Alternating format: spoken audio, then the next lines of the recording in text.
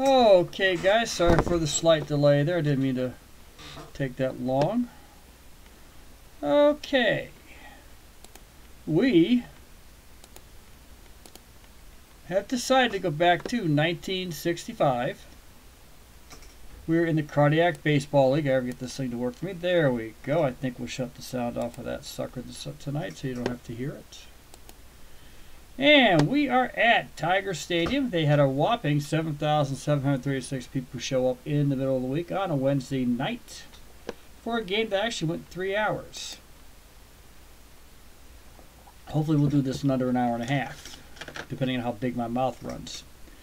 Okay, so let us, without further ado, introduce the starting lineup for the Boston Red Sox. We'll keep that down. We're running good there. Batting first will be Chuck Schilling. Chuck Schilling so far is batting .274 with the Boston Red Sox. Yep, he did not pitch. Okay, so let's try that again. And there we go. Okay, so far he is batting, like I said, .274. Has no home runs, 7 RBIs. Walked 6 times, struck out 6 times. Been used more as a pinch hitter this year. This is pretty much it for Chuck Schilling. I believe Mike Andrews started showing up in 1966. This is Billy Herman's first season as a Red Sox manager, by the way, for the fired Johnny Pesky, who was fired in 1964. The Red Sox were having a terrible, terrible time in the front end of the 1960s. And even in the back end, they were not that good. They got lucky. I'm not even going to lie. In my eyes, they got extremely lucky in 1967. The impossible dream. Chuck Schilling's last 10 games is batting, though, .294. He's getting a lot of singles, though. That's pretty much been it. He's batting .308 for the month of June. Frank Malazone will be back out here playing third base. I believe he just came off the disabled list. The 1965 transactions over there at my friends. Oops, sorry about that. The 1965 transactions over at Digital Diamond, which is who I use, which comes out of Retro Sheet and Baseball Reference, did not reference disabled lists or military training. So just so you know, so you're going to see ball players during the courses of the 1965 season who will not play. I may put them in as pinch hitters if I need to be, but you'll find that they probably did not play due to the fact that they were on military their 2-week reserve duty. Frank Malzone's batting .274 right now. We're actually, I take that back.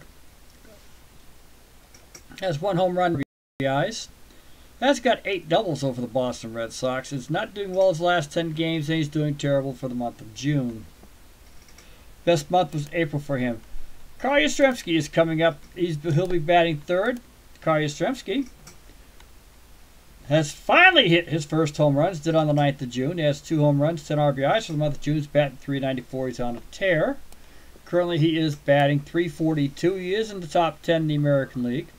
But he has 2 home runs, 28 RBIs. Has struck out 26 times, and he has walked 24. We are 1/3 of the way in the season, by the way, just so everybody knows. Felix Mantilla will be batting 4th. Felix Mantilla, who eventually became better known with the Atlanta Braves, later on down the road with the Milwaukee Braves. He is batting .204 currently for the Boston Red Sox, so he does have 5 home runs, 25 RBIs. And he is batting .324 for the month of June. The Red Sox bats are starting to wake up. Now the pitching's dying. What else is new? I believe that's Tony Horton. Tony Horton is playing first base for Boston today. Usually a fellow named Thomas does. He is was a call-up early in the middle of the year. He is currently batting .200. Has no home runs, no RBIs. Does have a double, though. He's got basically 3 hits in his 15 at-bats. Currently, he is on a 4-game hitless streak. He was used predominantly as a pinch hitter. And those are all recorded pinch hitters, too, by the way, in the real season. The way I play the game, guys, and if the player was in the game during the actual game time, they get first crack as a pinch hitter. If they came in as just a pinch runner and I need a pinch hitter, I'm going to put them in as a pinch hitter. If they stay in, then we'll figure that out. The pitchers who played that day must pitch first. In this case here, I've got 5 Boston pitchers to choose from. I believe I have 2 Tigers. I'm not sure. Let me look again. And I have 2 Tigers to choose from. So that's all I got. The Tigers get wrecked, and I use the second pitcher first. Then we will go in and check the rest of them out. And that's what we're going to do. Okay. Tony C is the next batter. Tony Zigliero. Currently, he is batting .267. Has 10 home runs, 39 RBIs. Hit a home run his last game in against the Tigers. I believe the Sox lost that. I think they lost. No, they won, I think. No, they lost. They lost. It's also one of the reasons why I've changed certain ways the way I throw my dice. You guys are going to either like it or hate it. Let me know. I don't mind. Okay, I use rock and roll dice exclusively for these games. These games can either go into slugfest or, as most of the time they do, welcome to my favorite game, cardiac baseball. And this has turned into the cardiac baseball league. I'll show you guys a quick stat afterwards. Anyway, Tony C is batting, like I said, .267. He's been steady. It just happens. Basically, most times throwing like 2 for 6 or 2 for 8, and like if you double up games. And that's what's been going on with Tony C. It's consistent though. He does have 41 strikeouts, so he's right up there with the leaders. Steady Eddie Pursued. There's a nickname for you, Beatles. Steady Eddie Pursued was his actual name, and that's exactly what he was. Steady. He's batting .212 for Boston as the shortstop. Typical shortstop average back then.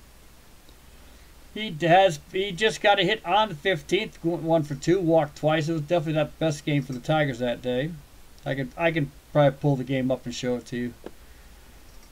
And he just came off a 5-game hitless streak. He's only batting .156 in the month of June. The catcher's Bob Tillman. This has been my surprise in my leagues this year. This is one of the one surprises. Bob Tillman, if everybody knows the history of Mr. Tillman, was typical of the 1960s catchers. Yogi Berra was the exception for a good classic example of the catchers. Smokey Burgess was another one. Bob Tillman, like most baseball catchers, they were there more for their defense than they were for their offense. And generally, if you had a catcher who hit .240, you're doing well. Johnny Bench finally cured that in 1966 when everybody started realizing they needed hitting catchers. By the way, Russ Nixon was called up today on the 16th of June, 1965. He came in. So the Sox right now, I do believe, are sitting on 3 catchers. So I've got some choice going on here. But Bob Tillman's batting .278. He has 2 home runs, 28 RBIs, 3 triples, 9 doubles. That's the way this game has gone for him. This man has been, for what few victories the Red Sox have, this man has been the clutch hitter for the Boston Red Sox in this season. Dave Morehead in 1965. Currently he's batting .227. He has 1 RBIs, 5 hits in 21 at-bats. That's pretty much what best I can say for him. His best month so far was May. And his pitching record is also right not out there with anybody either. His current pitching record is, he has a record of 2-8. We'll see that. He has an ERA of 3.92, whip of 1.30. If Cyrus or any of the other fellas from Skeetersoft are watching me tonight, a suggestion would be to put the win-loss, where it says saves and starts, put the win-loss record right up in here also would be a good help. Remember, this only shows the last 8 games. This shows all of them. And if you're quick with math, it's good. But this only shows the last 8 games, so it's not. So it's the only stat that's missing: win and loss. Just need to drop in right over here. Nothing to it. He has been in 66 and 2/3 innings, 61 hits. Has given up 38. He has only 29 earned runs. He has been the victim of a lot of errors on the Red Sox side of the house, which keeps his ERA down. Struck out 42 and walked 28. He's up against Mickey Lolich. Mickey Lolich, for the Detroit Tigers, is 7-4, as you can see. Okay, he has 72 strikeouts, 27 walks. He's done quite well being sort of like the sidekick, but I believe he's the best pitcher the Tigers have right now. Tigers are up there in the top, but Chicago right now has got a pretty good lead. They just lost. They just lost their last game, and I will look at that I can look at that real fast for you. So far on the 16th, I've played a couple of games. His last outing, he only lasted 2 innings. He went to relief, did a little relief stint, two innings pitched. Struck out 3, walked 2. Before that, he got racked 5 runs within the first 2 innings of a game, so it's an automatic. As you guys know, I played the 5-run, 5-inning rule. You get 5 runs within the 5 innings, and it don't look much better. You're going to get pulled, pretty much.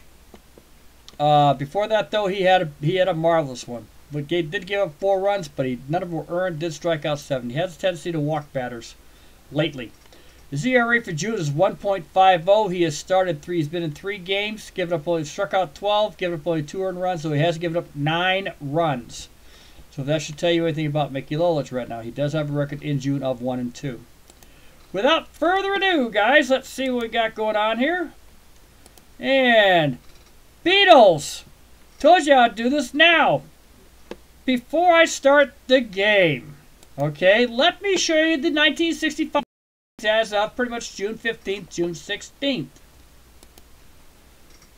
The White Sox have the lead in the American League. They are 5 games in front. Just lost a game. The Tigers are in second place. Like I said, they're duking it out with Pittsburgh. But White Sox, they're pretty much running away. The Cleveland Indians have just lost one. They're 6 games back, tied with the Angels. Twins just won a good one, 9-6. It was wonderful. Willie Kirkland came or actually, no, it's the Senators. Senators and Indians. Willie Kirkland came in the 10th inning, hit a 3-run blast to defeat the Indians to win. The Twins just came off a 12-4 blowout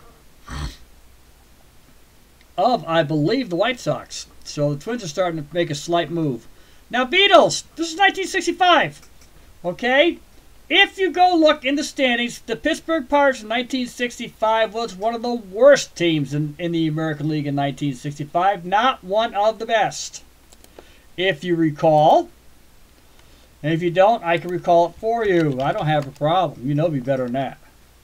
But in 1965, the National League, the Pittsburgh Pirates, actually, no, they finished 3rd. They were 90-2, 7 games behind the Dodgers. I take that back, Beatles. I lied. Didn't think they had a good record that year. I do apologize. Right now, they're in 1st place. Pretty decent team, too. I've been playing with the game, with the dice. Now, like I said, I'm playing everything with rock and roll dice. I have enjoyed playing them. They're 4 games from the Reds and the Cardinals. For the longest time, the Reds were in the lead. They went to a losing streak. The Pirates just lost their very last one to the Giants. As you can see up here, it's tight in the National League. Everybody's still 4 games back, so it's still a bit out. Mets are right where they belong. 1965, just as much. The Astros are slugging out. The Phillies are right there with them. The Dodgers won the pennant. I'm having a terrible time, except for Koufax and Drysdale. And Drysdale's just picked up a winning record. Right now, they lead the National League in strikeouts. Both of them do. As I said, welcome to the Cardiac League in baseball. These are all the 1-run games I've thrown. Okay? And just for a good class example, Pittsburgh's been involved in 25 1-run games out of the 58 they've played. I've got 2 other teams in the 20s, and the Houston Astros is another one. They have 28. They have the most out of their 50-something games. This is cardiac baseball. The extra inning games, not so much. Not really that bad. This is about typical, though. I like this. Okay? And that's pretty much what I got there real quick. For the pitching leaders in the National League, and I'll show the National League real quick. Sandy Koufax and Don Drysdale are walking it up, along with Juan Marichal for the strikeouts. Bob Fields, your closest pitcher for the Pirates. For the save leaders, though, I've got Al McBean, and I've got another one out there, too. 2 of them are just doing quite well, though. McBean's been getting nailed for the last few times. My nearest Pirates, Vern Law, the 2.53 ERA. Not bad. Not going to complain. And Bob Field is tied with Don Drysdale with the most victories in the league. Don Drysdale, by the way, is 8-5. Every one of his games has turned into a decision. Bob Friend and Don Cardwell have a run up there in the top 10 of the lowest whips for you there, Beatles. It's going well. It's actually not bad. Obviously, nobody's in the loss column. In my other hand here, and like I said, I'll show it to you real quick. They're not bad in the home run department. That is Warren Spahn, the great Warren Spahn, end up in the Hall of Fame. Complete game leaders so far, none of the Pirates. Pirates have had to put the relievers in a lot. Don Drysdale has 10. Ellis has 8. That's not Doc Ellis, by the way. Cloninger has 7. He's going to be interesting in one of my other stats for you for the National. I'm going to do the National League today, just real quick, Beatles. And anybody else who's watching my games. Sandy Koufax has the lowest batting average. Bob Fields down there has a 211 against him. Again, I said Al McBean has the most blown saves. And blown saves wasn't counted back then. Back then, it was the fireman of the year, not a relief job. Bobville has the most walks. Unfortunately, can't do anything about that. Just the way the game rolls. And Verlaw and Carnival both have 2 shutouts apiece in the league. That's the shutouts is tough to get. 4 by batters. So look at the National. Like I said, I'll do the American League after the game is over. Your nearest Pirate is Bill Verdon, of all people, 328. Clendenin is 307. Okay? Note that our man is not here. Willie Stargell, in 1965, and he wasn't Pops, he was just still the kid, has 13 home runs. But Willie Mays and Willie McCovey are up there along with Wes Covington. Frank Robinson is 54 RBIs in what is going to turn out to be his final year in the National League before he goes to Baltimore and wins his 2nd Triple Crown. Is up there. Willie Stargell's in there with RBIs, so they are playing good. Runs, fairly decent. Hit leaders, Billy Williams of the Cubs. No Pirates. Like I said, Clementi's missing. It's just the way the season's running. Can't do anything about it, and I'm not going to argue with it. Though this is starting to come down just a little bit. This is my funniest surprise that I have so far this season. Okay? Actually, I did it one time. It's changed now. Roberto Clemente leads the league, though, in triples. And Don Clendenin has 16 doubles, and Bob Bailey, of all people of the Pirates, have 13 doubles. Willie Stargell has 5 triples. One of the guys tied with 4 triples is the pitcher of the Milwaukee Braves, Clollinger. He's also the same guy that has a rare record. He has 2 Grand Slam home runs in 1 game. The only player to do it. One of the few players to do it. He's a pitcher. Go figure, guys. My strikeout leaders, as always, Dr. Strangeglove is up there, but Gene Alley's another one. Caught stealing, Don Clendenin. Stolen bases, though, Maury Wolves. Right there. Him and Lou Brock are slugging it out. Plate appearances, though, is Frank McCovey and Willie Stargell. So I've got some good ones on their OPS. I'm not getting a lot of Grand Slams. I'm not going to complain if I do. But that's what I've got, Beatles, and I figured I'd give you a nice surprise that in my 1965 league, your Pittsburgh Pirates are leading it. So I thought I'd let you know.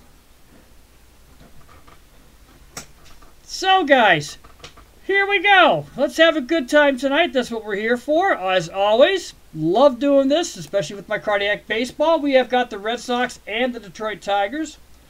As I stated before, I've had to change the way I throw my dice. I found out that a lot of my plastic acrylic dice are offset and they're not level, so I was ended up throwing a lot of games that shouldn't have. So, as I found out, I ended up throwing a lot of them away. I'm down to about 20 of them left. Without further ado, guys, let's get the starting lineups out here, get them going. As I always do this way, I know I've got the right lineups in here. We'll introduce the Tiger lineup when they are due up to bat. Same time we'll introduce as we already done. So there we go. There, let's start the game. All right, I got to move this over, guys. I do apologize.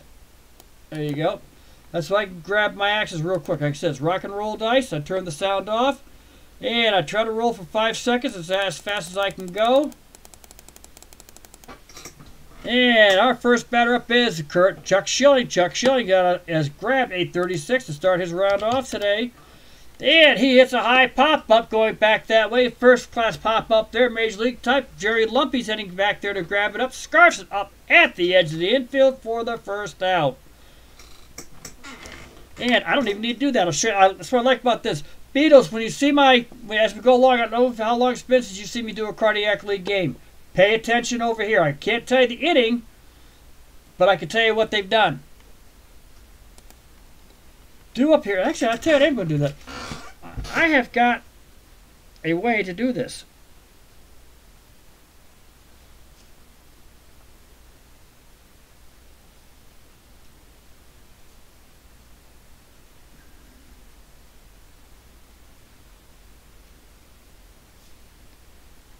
Sorry for the silence, guys. What I've learned, and by looking at 2 guys, if you look at the way they keep score, if you can really look at it good and pay attention, it's quite simple. And actually, if you think about it, it's quite cheap. My wife, and I'm going to talk her to get me some more, went to Office Depot, got me a couple stacks of not quite legal pads. They're the little ones, little white ones. But you could get 2 games apiece on 1 page So in other words, on one page, on one full page, I can get 4 games. If you watch how they keep scoring, it's not across, it's down. The only thing you have to remember to do is put a dark line underneath where the inning ends. That's all you need to do. I've got it set up for 4. I got room enough for 5. For 5 at bats. Gets any worse than that? We'll figure it out. And it's the easiest way to do it. Here we go, guys.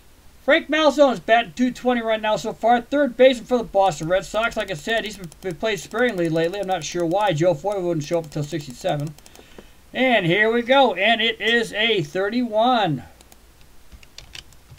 And Malzone is walked on.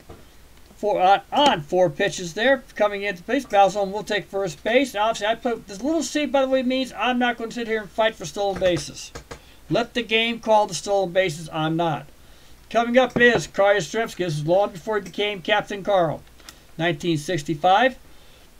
I can't remember. I don't think he won the batting title in 1965. I think Tony Oliva did, or Zoilo Forsythe, but I think it was a twin who won it. I do have Baseball Reference up, so I can always take a look. Here we go. And no, I have no idea how these dice play. That's why I like it. I keep it away from the game, so they really are unknown. Frank Malzone, 55, hits out towards the right field, heading that way, heading back that way. In the corner is our right fielder, Gates Brown. Gates Brown picks it up, and it is 2 down. Coming up is Felix Mantilla, unusually batting 4th today. Normally, this is where it'd be Frank Thomas would be hitting, the normal first baseman for the Sox. Mantilla has a 204 batting average, does have 5 home runs. He has hit a couple of clutch ones in Boston wins. And here we go. It is a 35. And wild pitch, man. Wild pitch gets past Moore. Couldn't get to it, way over his head. And Lolich, third one loose. Mantilla heads over to second base. Or Malzone heads to second base. Is going to make a try for third. No. Stay at second base. They got it back in time off the backstop. Here we go. And this one is a 36. A second walk, and Lolich has walked 2 on here already so far.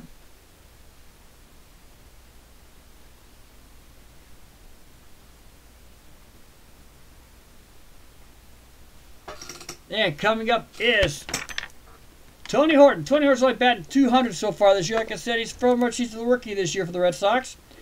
Don't think he lasted too much with the Boston Red Sox either this year. I believe he was a call-up. Here we go. And it is a 25. And he gets out there, pops up over the head of our shortstop, Dick McAuliffe. Dick McAuliffe can't get it to it. Get past his glove. Here comes Malzone. Malzone's coming around the corner. Mantilla will take third. They fire it back in. Malzone comes on in. He gets the first run of the game for the Boston Red Sox. And Tony Horton's on first with a single over the shortstop head into left field. Horton was able to fire it back in. Mantilla, like I said, will take third. And we have a 1-0 Red Sox lead. On the first of the game for the Boston Red Sox. Due up is Tony C. Tony C, as everybody knows from history, had a very promising career with the Boston Red Sox. He also was a reservist. We won't see him for about 10 days in July, by the way. He was severely, pretty much, I was going to say, severely injured in 1967 when he was beamed by Jack Hamilton. Jack Hamilton never was able to live with it afterwards, though he still pitched for many years afterwards, but it always bothered him. Tony C did eventually forgive the man for it. It was part of the game back then. They did not wear helmets for starters. It was a fastball that just got away from him. Jack Hamilton had a very hard time with it. As a matter of fact, I think Jack Hamilton, when he died, pretty much died. I think he pretty much died for the same reason. He just couldn't live with it anymore. And that's what happened. That's what I believe is what happened. Anyway, here we go. Tony C is up to bat. Bat 267 this year. 10 home runs, 39 RBIs. Here we go. And it is a 55. And he hits it deep towards center field when he's heading back that way. Going back is Al Carey line towards the warning track. makes the grab, and that is it for Boston here in the top of the first inning at Tiger Stadium. But they score 1 run on 1 hit, left 2 runners on base. At the end, top first, it is the Boston Red Sox 1, the Detroit Tigers coming to bat. Pitching for the Boston Red Sox is Dave Morehead. As I said, he was 2-8, 28 walks, 42 strikeouts, has a 3.92 ERA, does have a 231 batting average against him. Decent. Now, here we go. Let's introduce our Detroit Tiger lineup. Dick McAuliffe, who eventually became the second base for Boston, a left-handing playing shortstop. Believe it or not, he's a left-hander, not a right-hander. This was tailor-made for him. I'm surprised not all shortstops are sometimes left-handed. Currently is batting .263.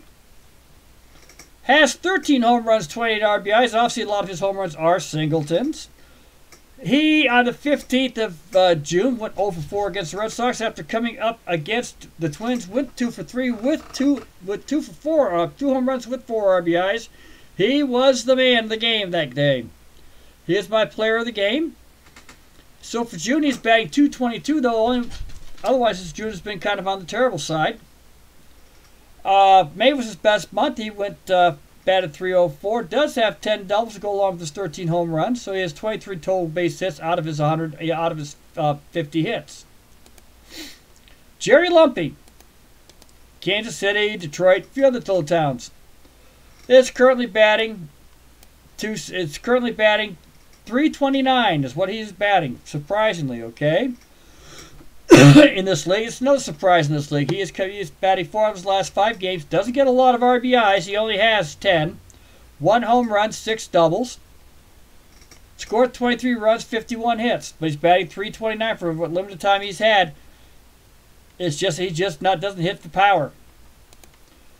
Gates Brown will be batting third. Rare start for Mr. Brown. Normally he is a pinch hitter. That's what he's predominantly brought into the Tiger organization for. Is currently batting .348. Has 6 home runs, 15 RBIs. That's the reason why he is that way. 4 doubles. He was out for a little while. He did play more in May. Got in a few games there. Hit 4 home runs in only 25 at-bats. That's not a bad ratio. 1 for about every 6. And that's not including his plate appearances. Struck out 9 times. Walked 4. Has 4 doubles to go along with the 6 home runs. So 10 of his 16 hits are extra bases. It's definitely a pretty good ratio. The great Al Kaline is playing center field, 1965. Not quite ready for retirement. Has a few more years to go. Currently is batting .304. He is batting .306 for the month of June. He is matching himself up his plate every day so far in the month of June. He has 13 home runs, 44 RBIs. It's hard to strike out. He only has 19 strikeouts in 181 at-bats, 206 plate appearances. Does have 6 doubles.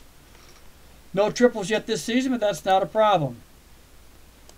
One of my guys in Skeetersoft is a huge Willie Horton and Detroit Tiger fan, but he loves Willie Horton. So whenever I have a decent game from him, even my Digital Diamond, I'll flip my Digital Diamond game into Skeetersoft. The guys don't complain over there. Cyrus doesn't complain over there because I got a guy who is a Willie Horton fan, and I do it for him. It's a good guy, and I didn't realize I had so many fans of Skeetersoft either. I'm very surprised and very pleased that I'm doing something right. I picked up the way I do my pictures now and a lot of stuff in Skeetersoft. If you look at my later games in the National Pastime 3 section, I picked up from a guy called King Cheebaroo, who also does baseball cards and has a great time doing his thing, and I picked up his rules to follow the game. I figured he looked like he made a lot of sense, and he does.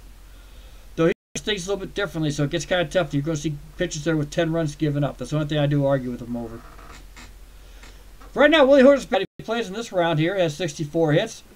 His best month is also made .306. He's batting .261 for the month of June. The catcher, Bill Freehand's taking the day off. The catcher is Jackie Moore. Jackie Moore is batting .000. He has not have a walk. He has struck out 4 times. He is not used. He can be used as a pinch hitter, but basically he is the backup catcher. Typical of, again, 1960 catchers. Mickey Lolich. Mickey Lolich is batting .103. Has struck out 13 times, walked twice. His last hit was on the 24th of May. Is he on a hitless streak? No, these are pitchers. But what he does have, though, is, like I said, he is 7-4 for pitching right now. Has an ERA of 1.76. He is in the top crew of the ERA. Matter of fact, I think right now he may be the leader. Him and Bill Stafford of the Yankees are slugging it out. He has 72 strikeouts, 27 walks, given up 20 earned runs off of 67 hits. He also has given up 36 runs. He has 16 unearned runs. This is a league that has a lot of errors in this game. This game does that. I'm not going to complain. It's about the only big thing this game also has a lot of outfield assists, which is not cool. He has 82 1/3 innings pitched. He has can only get 5 home runs. His ERA is 2.19. Sorry about that. And he has a whip of 1.14. His June ERA is 1.76. He's gotten better as the season's going on. He his best month so far really was May. Went 3-2. Did give up only 2 runs. He walked 19, struck out 36. That is the Tigers lineup, folks. Here we go. Dick McAuliffe is coming up to bat against Dave Morehead. I still don't understand the letters. We need to talk to Ken Castro about these. Ken Castro is a Apple player, so we need Ken to explain the letters to us one day, and have him do, if we can, have him do a. Let's have him see if we can do a broadcast and explaining the letters for the pitching letters, and even sometimes the hitting stuff too. See if he can explain the cards, because Cyrus did take him off. The Cyrus did work for Apple at one time, and him and his crew. And they modified the game, made it a whole lot better to me. But he left a lot of the Apple stuff there. So that's why I need to know about what these mean. And that would help me out a whole lot more in understanding the game. So, here we go. And here we go. First pitch out there. It's a 31 for Dick McAuliffe. And he is walked. Dave Morehead walks his first man out there. Not surprising sometimes. Cut that off right there, okay. And coming up to bat is Jerry Lumpy. Jerry Lumpy's batting .329. Has a slugging percentage of .387. Here is the pitch to Jerry Lumpy. Runner on first.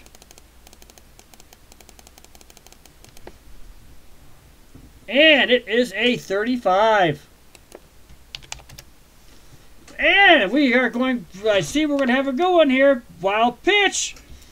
Dave Morehead gets over, not just get past Tony, gets over Lumpy's head. You would think he was trying to throw at him. The umpire's looking very carefully at Morehead to make sure of that. And Morehead has been given a warning. McAuliffe's on second base. Lumpy is at the plate. And here we go. Let's see what we can do here. See if we can punt him to third.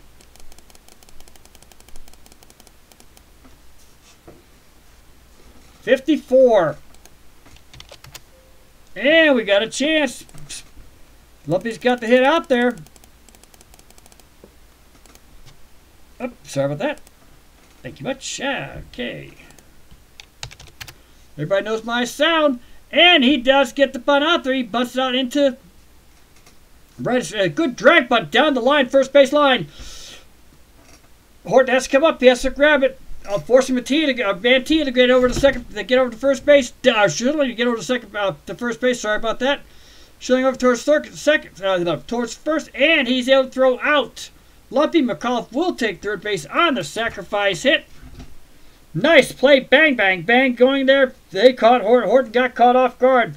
Rookie mistake by Horton as he was sitting there watching the ball come up. He forgot he had to go get it. Rookie mistake by Willie Horton. Could have gotten McAuliffe over at third if he had run just a little bit quicker. McAuliffe is not exactly known for his speed. Coming up is Gates Brown. Infield will be in to see if they can cut it off. Willie Horton on the infield. Here we go. And it is a 45. Do believe that is going to be a walk.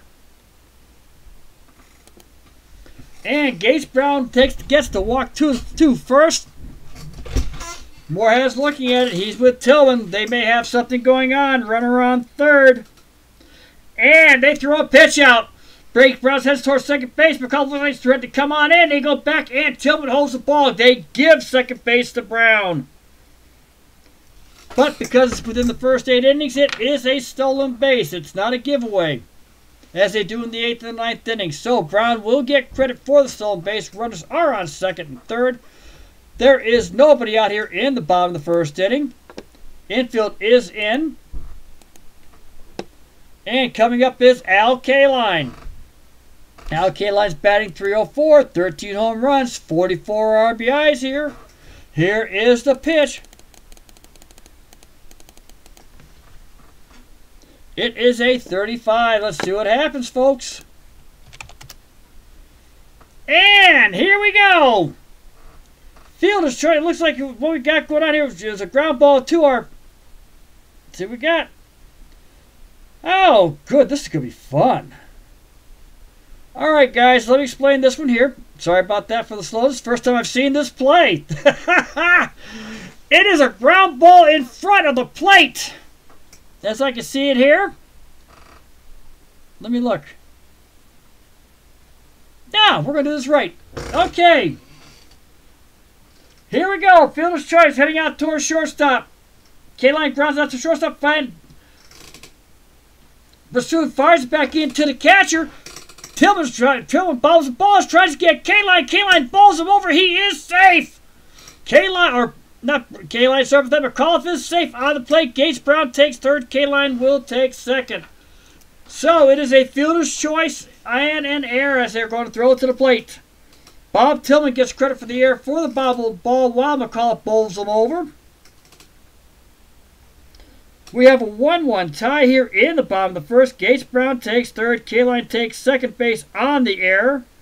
Reaches on the fielder's choice. So we have runners at second and third. Bottom of the first, tie score 1-1. Cardiac baseball starting out early. Tillman seems to be okay. They're taking a look at him right now. Just shaking his head back, just trying to get the lights back on, and it looks like he's going to stay. God, I love baseball back then. God, this is 2018. There would have been a problem. The McAuliffe would have been called out for hitting the catcher. Oh boy. And the catcher would have been taken out of the game for a concussion. Even though he's wearing a helmet and Tillman wasn't back then. Here we go. Coming up to bat is Willie Horton. Willie Horton's batting .281. Here is the pitch. Runners on second and third. Infield is in again. And it is a 45. Here we go. See what happens. And Willie Horton is walked. Morehead is in trouble. The diamond is drunk.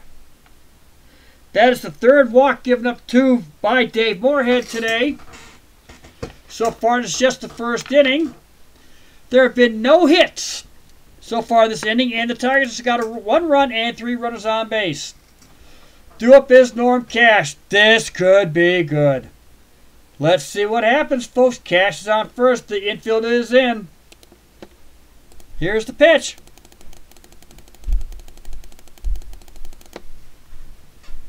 It is a 24.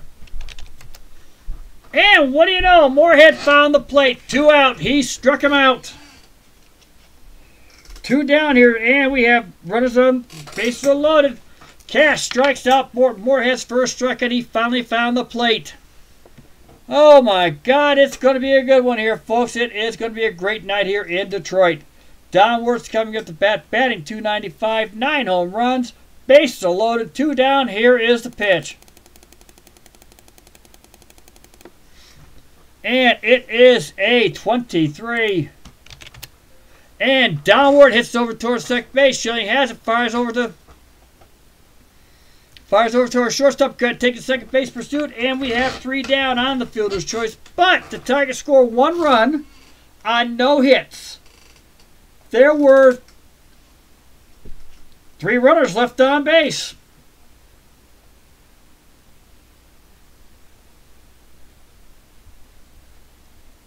And that it takes care of the first inning in this looks like to be a real wild and wacky game. It is 1-1. Oh, that's how we start the game. Oh, Beatles, I'm sorry. I thought everything was working here. Hold on. Sorry about that. Can you still hear me? Oh, I see I'm popping in and out. Yeah. I can't do anything about that. That is within you. That's YouTube doing that. That's not me. I'm not sure if I can get that fixed. Let me take a look-see here real quick. Hold on. I am in the dashboard. Let's see what's going on here. Let me look here. It's not OBS, but OBS is clear as a whistle. Yeah, I wonder what's going on. As long as I can be heard, I'm doing fine. I always call this radio baseball anyway, so I always have, always will. I wish I knew what's going on here. It's got to be. It's within YouTube. I've seen this happen to Al before too. Al ever figure out what was wrong with it? Do you know? Okay, can't figure out what's going on. I wish I could figure out better than this, but I'm not sure what's going on. Let me look at something real quick. I need to check my settings. I'm on auto 144. Let me see what I can do here. There you go. I fixed it. Oh, I'm good. Okay, I fixed it. I set up to something different. Hopefully you can see it now a whole lot clearer. Just dawned on what it was. All right.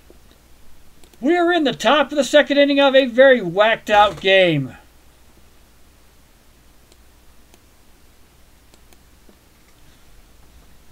Obviously, as we can tell here. And let's see what I've got going on. Oh, let's see what we do have going on here. What a mess. Okay. All right, hold on here.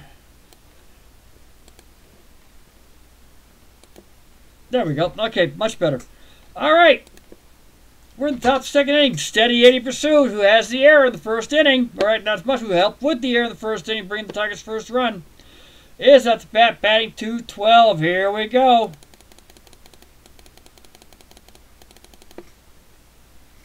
And it is a 12.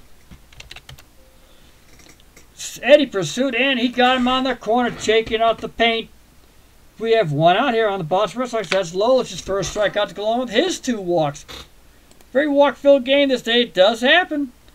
Bob Tillman, our catcher, batting .278. As I've said before, he's been the surprise of the Boston Red Sox this year, even though he doesn't have the home runs. Who doesn't need him? He's got 28 RBIs, which is fairly decent for the Sox this year.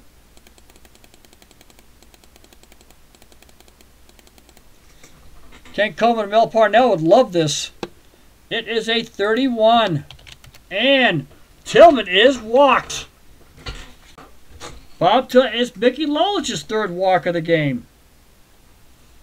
Coming up is Dave Morehead. Dave Morehead is batting .227 for the Red Sox. Has 1 RBI. Let's see if we can sacrifice Tillman over. Can't hurt.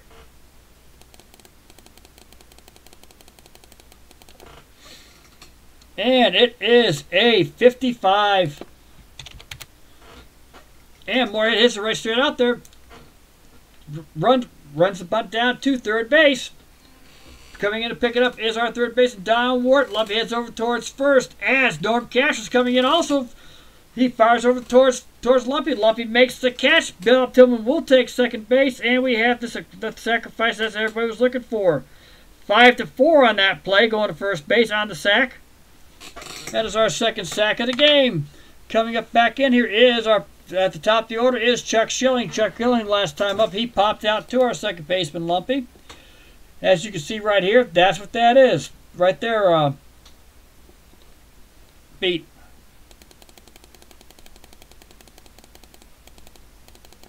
And here we go. It is a 32. And Schilling hits a nice shot towards second base. Lumpy's able to scarf it right up towards his right. Fires away over towards first. Makes the easy play. And it is 3 down here in the second inning. And the Red Sox are down pretty much with 1 walk, 1 runner left on base. Coming up for the Detroit Tigers is Jackie Moore, Mickey Lolich, and back to the top of the order with Dick McCullough. We are in the bottom of the second inning here at Tiger Stadium. Boston Red Sox 1, Detroit Tigers 1. Dave Morehead is back on the mound after a shaky first inning. And here is the pitch. It is a 23. And Moore hits out towards our shortstop. Pursue's able to get that easy ground ball to him. Picks it up very easily. Fires towards first to Horton. And we have 1 down. Mickey Lolich comes to bat. See, he's batting a whole 103 this season. Has basically 1 hit or 2 hits maybe if he's real good. Let me look. I did not look at his batting a hit type thing. He has 3 hits out of 31 at bats. Doing well. Here is the pitch to Lolich.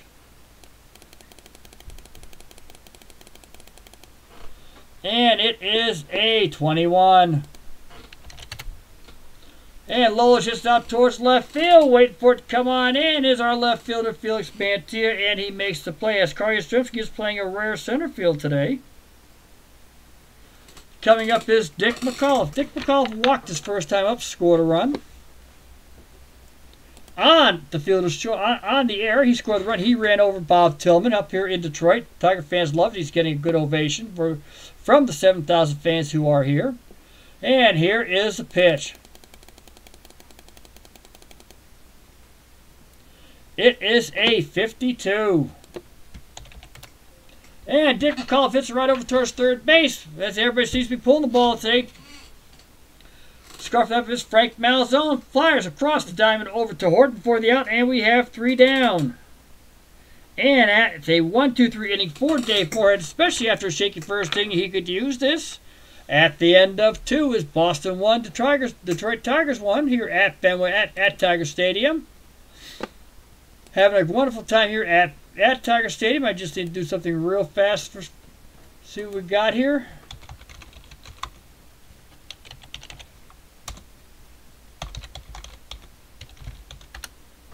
And let's see what I came up with. Oh, I think I could have fun with this. Of course I can. Oh yeah, okay. You guys are in trouble, whoever watches this game. If everybody knows who I am and have seen what I do, you know I have a good time with this. I try to anyway, especially for radio calls, especially for radio baseballs, I call this. Okay, here we go, guys. We're in the top of the 3rd inning. Coming here from Boston is Frank Malzone, Carl Yastrzemski, and Felix Mantilla. Frank Malzone, first time up. He also walked. Scored the first run for the Boston Red Sox on the base hit by Tony Horton. Oh, that's okay. I remember these two. Yes. There we go. All right. Here is a pitch by Lolich. Scorekeeping thing. Scorekeeping thing. Here is the pitch. And let me get the dice back up here rolling. There we go.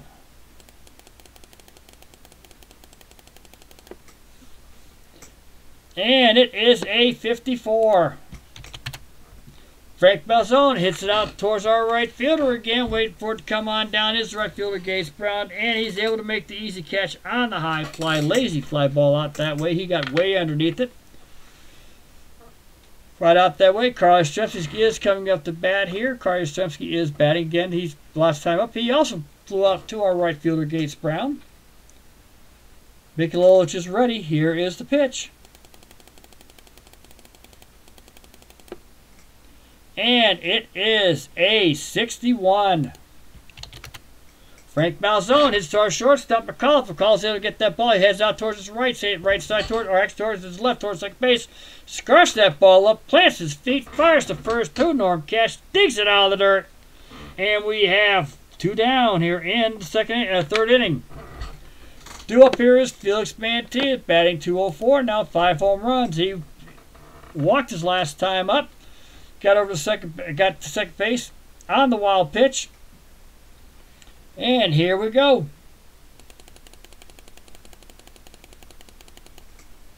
It is a 41.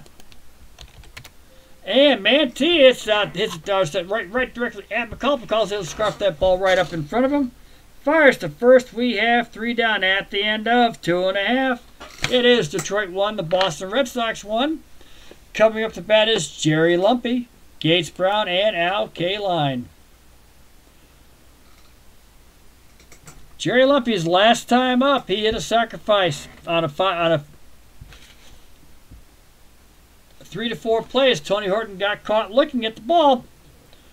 It allowed McAuliffe to get over towards third, and that's where the whole quagmire started.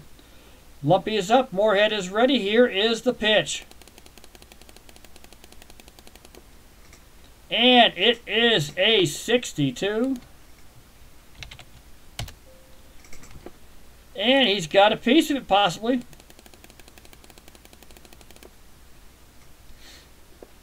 And 61 on that one there. Guess it hits it right towards Horton. Hey, Horton's able to get back there real quick. Fires over towards his right. Towards his right. Gets that ball. Hurries over towards first base. Gets the glove on the bag as he dives to get the fast running Brown out. It'll be listed as a get Lumpy out. It'll be listed as a 3 unassisted. It was a one heck of a 3 unassisted as he had to dive to make that play at first base. He was way out there. Morehead wasn't going to get there in time, and he got him himself. One down here in the bottom of the third inning. Due up here is Gates Brown. Gates Brown, last time up, he walked. One of Morehead's 3 walks. Here's the pitch to Brown.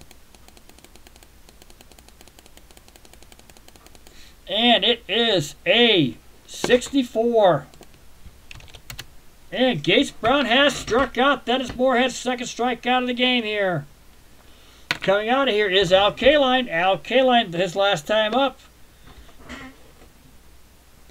hit the fielder's choice over to Eddie Pursued. Ooh, we'll have to talk about that. Hits the fielder's choice to Eddie Pursued. Who fired it into Tillman. Tillman got caught bobbing the ball. McAuliffe hit him and forced the error. And Kaline was able to get on base. Here is the pitch.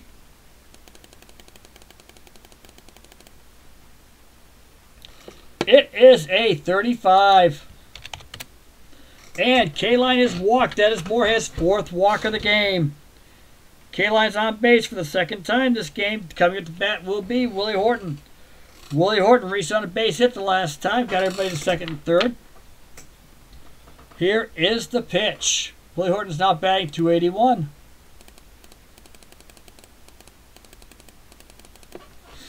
And it is a 52.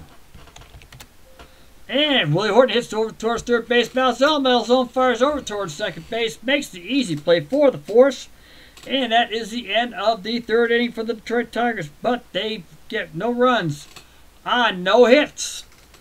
Leave 1. And at the end of 3 full, it is Boston 1, Detroit 1. And we're going to do a little change in here. We're going to make the game just a little interesting. We're not leaving rock and roll dice. We're going to change it. Everybody hang in there for just for a sec. We're going to change the game. We can do that. We're in an inning situation. We can. Everybody got to play fair the first time. And that's the idea behind it. I will keep you. And we'll keep one of you. And there we go. As you can see, I've done a little change. Instead of 3 dice, it's 2. The third dice, I use the third dice to bang. Makes the game interesting.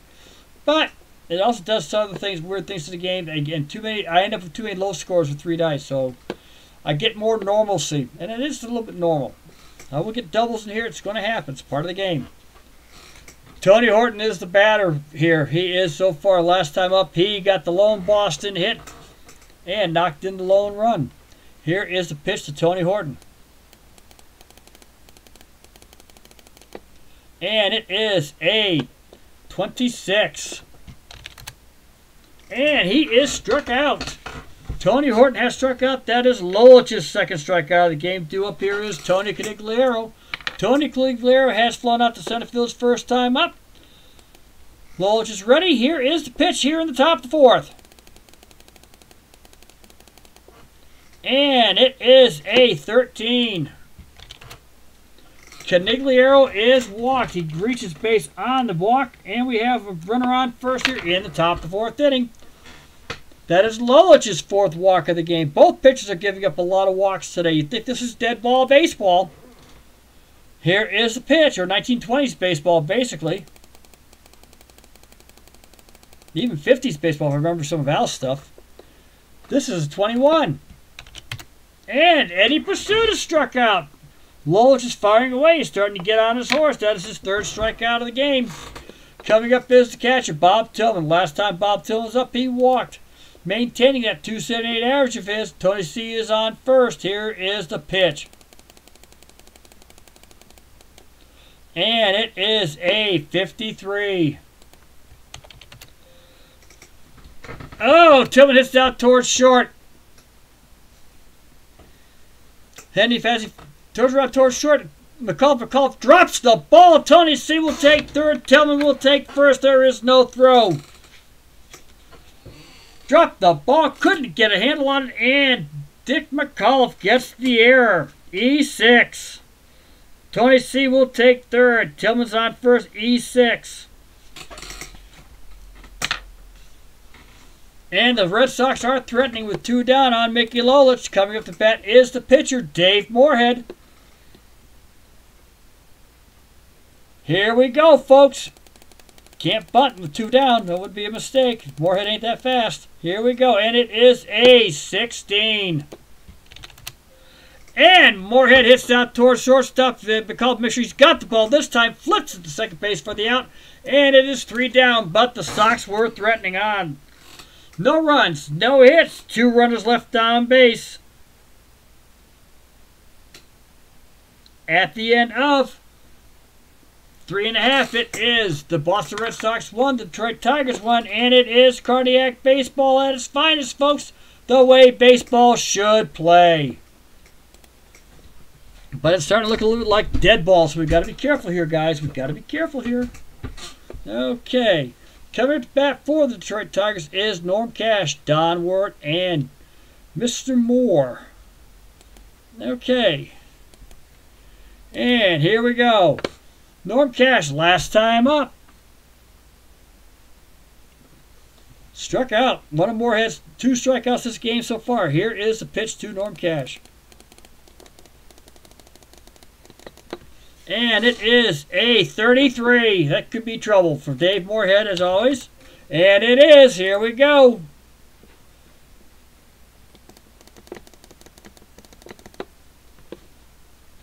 .52 on the special counter. He got it deep. He hits it out there. Gets out towards left field. Drops on him. Mantilla fires that ball in. And Cash will take first base on the base hit. Norm Cash is on the Tigers' first hit of the game. Don Ward's coming up to bat. Morehead's ready. Looks like something might be going on here. Cash takes a lead. Morehead fires it in. Ward gives a weak swing to block the ball off Tillman. Tillman gets up there. Stands up, fires towards second base, and Cash is under the tag. Cash makes second base. Stolen base for Norm Cash. We have a runner on second. Strike 1 as Don Ward sacrificed himself out of what could have been a perfectly good pitch. And swung to let Cash steal a base. We have runner on second base. Nobody out here in the bottom of the 4th inning. Tigers got a little bit of a threat going on. Here is the pitch to Wirt. Oh, hold on here. There we go. And it is a 33. Always fun when I see that. And Don Wirt hits out towards right field, hitting that way. Gets over there, they're heading down the line towards Kinkler. He's able to scarf the ball up, fires it back in, throws it into second base, the whole Wirt, and they're going to let Cash score. Cash scores the second run of the game for the Detroit Tigers. Don Wirt is on first with the first hit.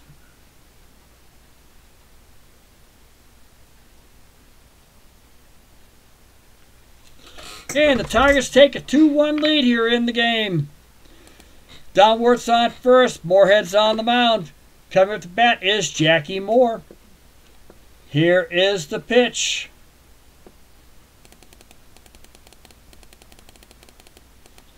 And it is a 34. Possible hit. Let's see what happens here. He put some wood on the ball. Where it goes, we're going to find out right now. And Jackie Moore hits it out. Shallow ball into center field. Here comes Yastrzemski. Coming on in as he rushes on in. Heading back is Chuck Schilling in pursuit. He gets him out of the way. He makes the sliding grab into the ball. Shallow center field. Gets the ball. Flips it back in. Holds Wirt the first base on the diving catch. On a shallow ball going frontward as he dives into it. We have 1 down here in the bottom of the 4th inning. Tigers lead 2-1. on a great diving catch by Krajewski to hold it back in so the ball doesn't drop in on him. It would have if he wasn't for his speed back then. Mickey Lolich is on the mound. Is that here at the plate? Don Wirtz at first base. Going to see if we can try to get him across. Here we go.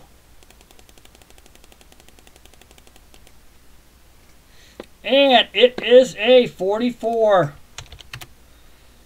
And that ball gets past the glove to Bob Tillman, gets behind him as it drops it in down a 59.5-foot curveball. And Don Wirtz will take second base. They're giving that a pass ball to Tillman as it gets underneath his glove. Pass ball. Lolich is at the plate on a pass ball by Dave Morty. He has a wild pitch and a pass ball this game. And Lolich is at the plate. Here is the pitch. Get out of there. God damn it. I knew this was going to happen. Hold on. There you go. Okay, it's a 16. My steam popped up. Sorry about that, guys. And Mickey Lolich hits out to a slow roll to shortstop. Pursuit has to come in and grab it up. Wirtz going past him. Wirtz will take third easily as Pursuit fires towards first. Lolich is out on a 6-3. Wirtz will take third on the ground ball, and we have Dick McCall up. Dick McCall so far has walked and grounded out in his first two at bats. Walked in the first, grounded out in the second. And here is the pitch to McAuliffe. Don Wirtz on third. Here's the pitch.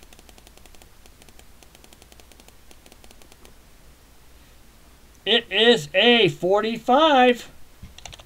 And it is another walk, the second walk to McAuliffe, given up by Morehead. That is his fifth walk he's given up this game. He's hanging in there. Jerry Lumpy will take the plate. 2 down. Don Wirtz, runners on first and third. Morehead's in the stretch. This man's got to be getting tired from all the pitches he's thrown. Here is the pitch. And it is a 25 to Jerry Lumpy. And Jerry Lumpy hits it out towards right field. Gets past the diving man of Tony Horton, getting back down the line on first base. Here comes... excuse me. Here comes Cash. He's going to score. Wirtz coming around. He's trying to head over towards third base. Tony C's got it out there. Fires back in on the one hop. There it is into the glove of Malzone. And Wirtz is nailed. Don Wirtz gets nailed at third base. Actually, where's Don Wirtz on third? Let me look here. Nope, he got nailed. Don Wirtz is nailed Don Wirtz gets nailed third base on a great throw by Tony C. But the Tigers scored 2 runs this inning. Base hit by McCall. Base hit. Who scored that? Come on, Lumpy. Base hit by Lumpy. Gets him in. Wirtz does get nailed by Tony C. on the throw to third base. With 2 down, and we have a 3-1 Tiger lead here in the bottom of the 4th inning. Tony C. will get the assist on that, the outfield assist, one of many that we've had, so not in this game yet.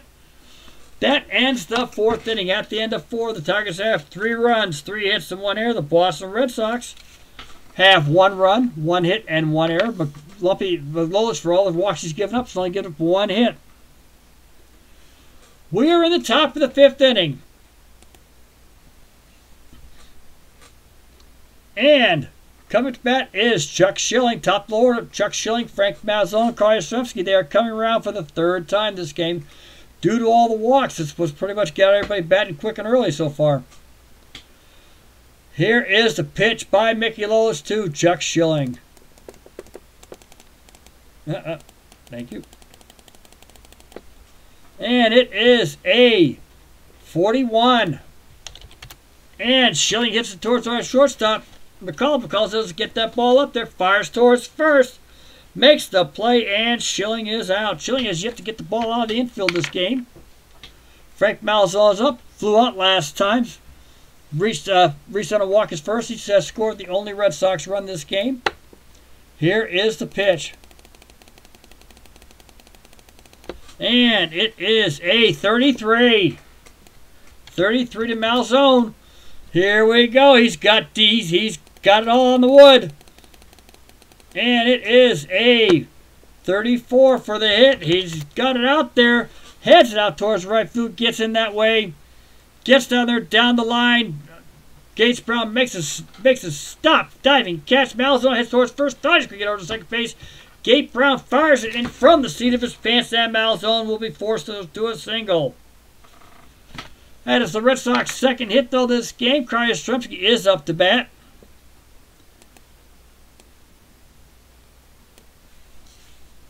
Yeah, so far today has flown to right and grounded to short. Malzahn is at first base. Lolich is in the stretch. Here we go. And it is a 62. Could have been a 22. Could have been a whole lot better, but a 62 is just as good right now. And Frank Malzahn and Yastrzemski hits it out towards McCall. McCall flips over to second. Second flips to first double play, and that ends the inning. 6-4-3 double play by Yastrzemski.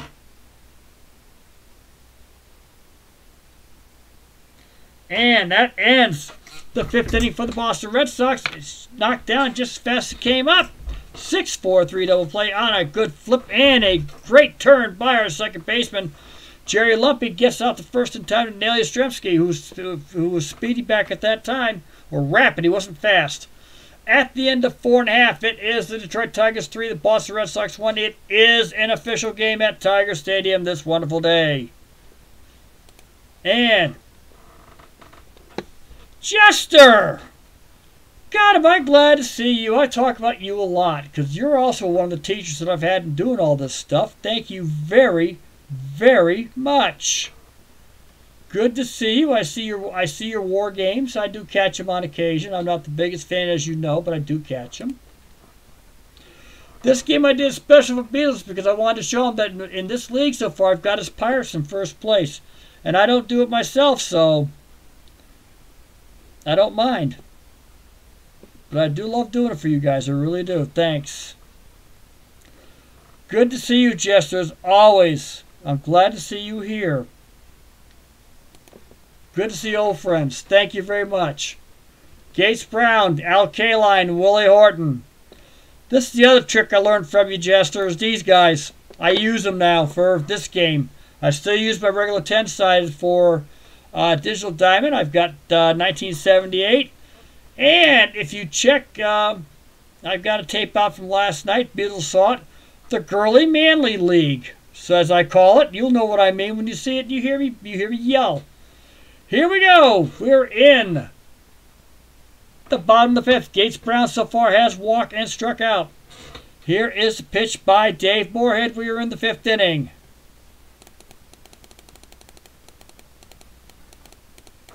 And it is a 65. And Gates Brown gets it up, gets off the edge, off his bat, heads out towards foul side third base, past the third base coach, and heading that way is Frank Malzahn, able to make the grab, looks up into the sky, sees it easily, and makes the grab. One down here in the bottom of the fifth inning. Coming up is Al Kaline. Al Kaline so far has hit on a fielder's choice,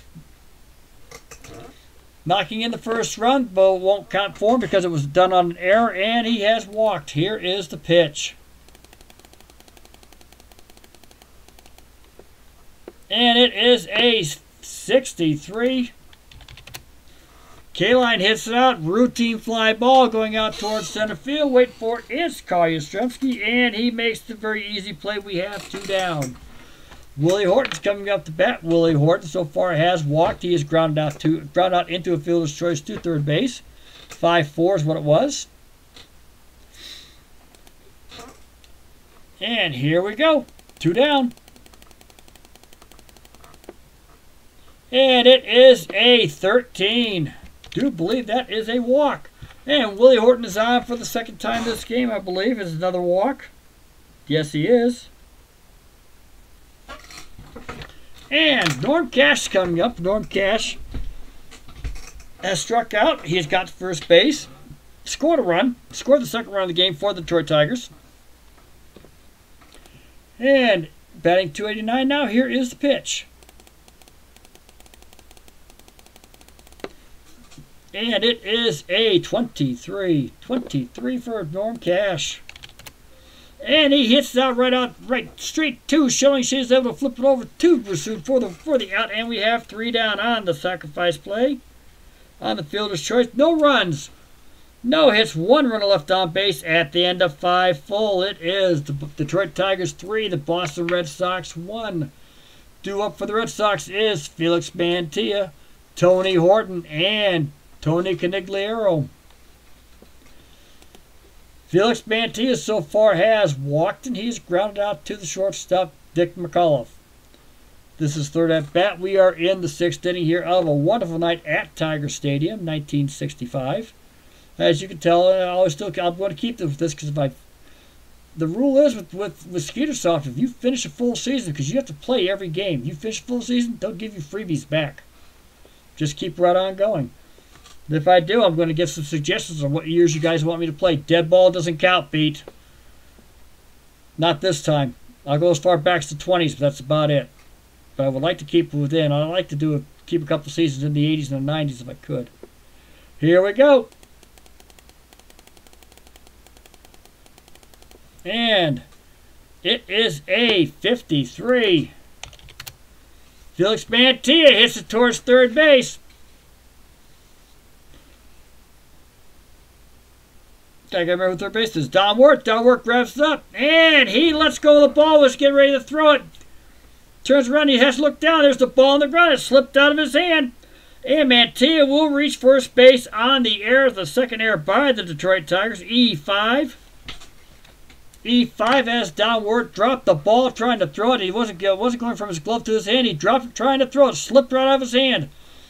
Of all things, you'd think he has something slick on it. Coming to bat is Tony Horton. Tony Horton so far has 1 of Boston's 2 hits. He has struck out, and he has the lone RBI for the Red Sox. He knocked in Frank Malzone in the 1st inning. Here is the pitch to Tony Horton. And it is a 56. And Tony Horton hits a high pop-up. Wait for it to come on down. Infield fly rule should have taken into effect. Wait for it to come on down as McAuliffe, and he makes the easy catch.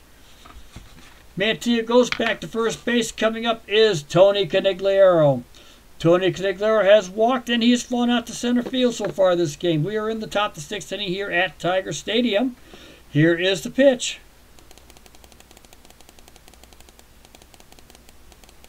And it is a 63. And Tony Conigliaro hits it out towards left field. Wait for it to come on in as Willie Horton, as he makes the grab. Mantilla will hold at first base. We have 2 down here in the top 6th inning. Due up here is Steady Eddie Pursued. Steady Eddie has struck out twice. He has been steady in that factor right there. Lolich is ready. He has 3 strikeouts so far this game. 2 of them to this guy. Here's the pitch. And this game does surprise me sometimes when this stuff happens. The 16, though, I don't think that's going to surprise me. And he hits towards shortstop.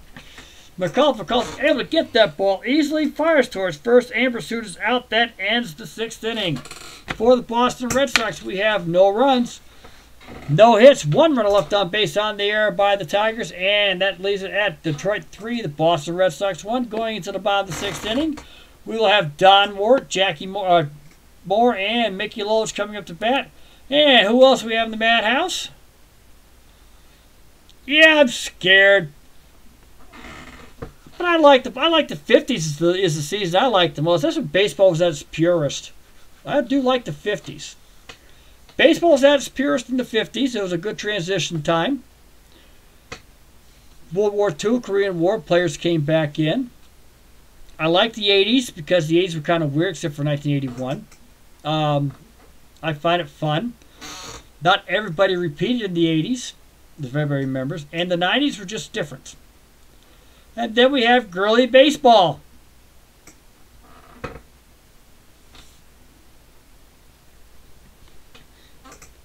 And let's see what we got here. We got a few characters in here. We got our casual folks. Okay, Beatles. Meet my son. This is Joshua, my son. Okay? He's starting to finally see what I do. And I've been telling him I do this. Joshua, this is National Pastime 3 Baseball, okay? If you want to start baseball, this is not the one I'd recommend for you. One is pricey. I have another that I would. Okay, it's called Digital Diamond. You get it through a program called Steam. It costs $15. You get every season you want. My son Joshua, Beatles, is a Baltimore Orioles fan. Has been since I took him to his first baseball game in 1983. We saw a doubleheader with the Red Sox.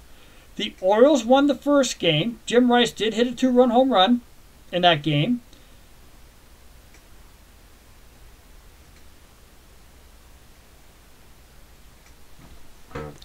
And he's been diehard Orioles fan since, so he's suffering with them right now after what happened this year. So he's a suffering Orioles fan. I give him credit. He has stuck with these guys through thick and thin. So I have no problem with that. Josh, you don't mind Jester. Jester is a Cardinals fan, if I remember right. And he understands that we've all been to Cardinals games and do appreciate the game for what it is, especially in St. Louis. He does he does baseball on quite a few of the games. He does the old-fashioned Avalon Hill type. But anyway, so Beatles, my son is almost 40 years. He'll be 40 years old in 3 days. Just so you know, okay? This is Beatles Eternal. He lives right now in the Netherlands, Joshua. He's coming back to America. He is Irish. I know his last name. Few of us do. We'll leave it at that. It's not an MAC. It's an MC, which is an Irish type. But he is a good guy. He does wonderful. We just got on a broadcast. Joshua, if you ever catch him on the air, subscribe to these guys' channels, Joshua. You'll get to see what we are. We're all baseball historians. That's very important to all of us, okay? We live for the game. We also live for the game that was taught to us. Yeah, we watch the games now, and I call it the Girly Manly League. Okay, and you know why, Joshua, because they don't do the games like they used to. And yes, Jester's a diehard Cardinals fan. I told him we spent 6 years at Scott Air Force Base. We saw at least 4 to 5 Cardinal games a year. And we did that. And we loved the old Busch Stadium, even if it was a carpet and if it was a cookie cutter stadium. But the people there were some of the most knowledgeable fans in the world. And even if the other team made a fantastic play, they would cheer for them just for that play alone. That's why I like Cardinal fans. Oh yeah, I always did a Cubbies game. Couldn't resist that. Anyway, here we go. We're in the bottom of the 6th inning. Don Wirt, Moore, and Mickey Loach coming up to bat. Here we go, sports fans. Here is the pitch. And it is a 66. Don Wirt may have unloaded. He has unloaded on the pitch. Let's see where he goes with it. And it is a 34. And he hits that towards right center field. Looks like it's going to get dropped in between Yastrzemski and Caniglero towards the wall. Rolls out that way. As far as out that way, Yastrzemski picks it up. Don Wirt's heading out his way to second base. And he is safe on a stand-up double. Don Wirt's got the first extra base hit of the game. A stand-up double to right center field. Coming to bat is Jackie Moore. Jackie Moore so far is grounded out, and he is flown out. Run around second base. Nobody out. Let's see if we can get him home. At least get him to third anyway. Jackie Moore is there, and he drops the bat in front of himself. It's a 56. Going to see if he can try the bunt. He does get the ball. He gets a piece of the ball. Never know what's going to happen here, and that is a 66 on the possible. No, he has 2 strikes. He foul tipped one, and they threw the other one in. We will not be trying that again. Here is the pitch to Moore. Morehead's in the stretch. Works at second base. He's got a lead. And it is a 25. And wild pitch. It gets. That's the second wild pitch of the game for Dave Morehead. This one gets on a curve that just gets away from him way outside. Tillman crossed Tillman up. He couldn't get to it fast enough, and Wirt will take third. Dave Morehead's second wild pitch of the game. Ward takes third. 1-2 on the batter, and on a pitch that just got away, he crossed up Tillman. And we have runner at third base. Infield will be moving in to stop the plate if they can. Moore is at the plate. Here is the pitch. And it is another 25. Let's see what happens here. Yes, and he did it again. Got away with it, slipping out of Morehead's hand, and Wirt will score on the third wild pitch of the game for Dave Morehead. And even with the 2-2 count, it's like Dave Morehead's got something wrong with his hand. We're going to have to take him out for the game. That's his third wild pitch. Could it possibly be a blister has popped on him? We will not know, Lee. We're going to see. We're going to bring in a reliever to fish up at least more and keep on going from there. So hold on. Let's bring in the next man to come in to pitch. The next pitcher will be for the Boston Red Sox, Jack LeMahieu. Jack LeMahieu will be coming in to pitch for Dave Morehead.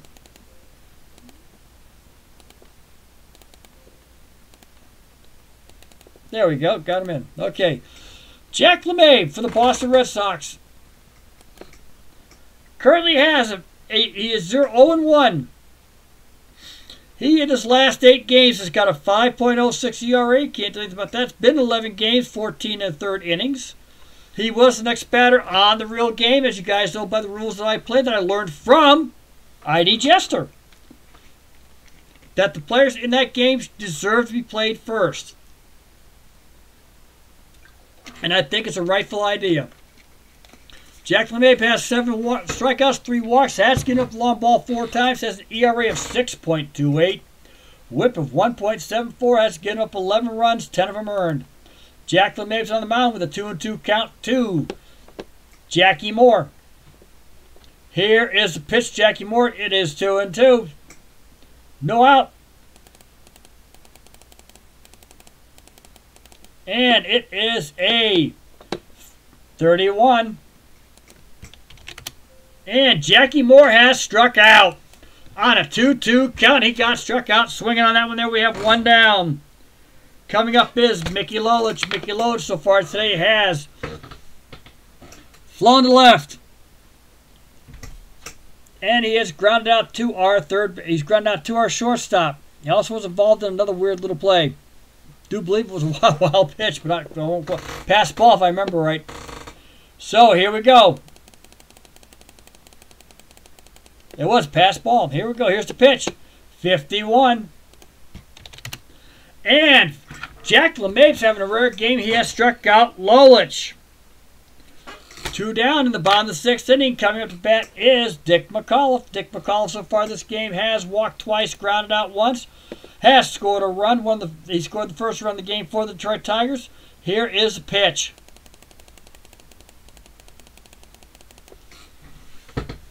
And it is a 36.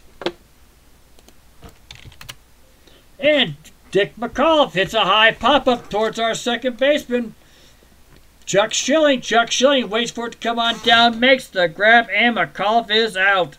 That is it for 6 innings. No runs. In all honesty, no hits. Or no hits? Nope, 1 hit, a double by Don Wart. 2 wild pitches by Dave Morehead. They find fairly might have a problem with one of his fingers.